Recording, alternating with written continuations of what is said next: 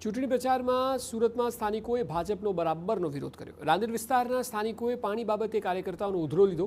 ઝંડા ચોક ખાતે સ્થાનિકોએ કાર્યકર્તાઓનો ઘેરાવ કરી લીધો અને વોટ માંગવા આવેલા નેતાઓને તંત્રની ઢીલી નીતિ અંગે રજૂઆત કરી।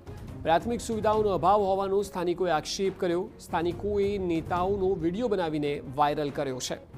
દ્રશ્યોમાં જોઈ શકાય છે કે સ્થાનિકો વોટ માંગવા આવેલા ઉમેદવારોનો ઉધરો લઈ રહ્યા છે। એક સ્થાનિક યુવક હાથમાં કાળા પાણીવાળી ડોલ પકડીને ઊભેલો જોવા મળે છે।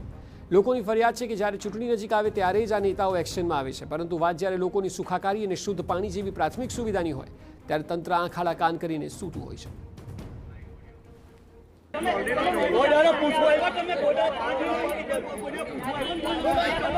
वीडियो केम नहीं उतरे भाई, केम नहीं उतरे, केम नहीं उतरे भाई, केम नहीं उतरे, केम नहीं उतरे भाई, वीडियो उतरे।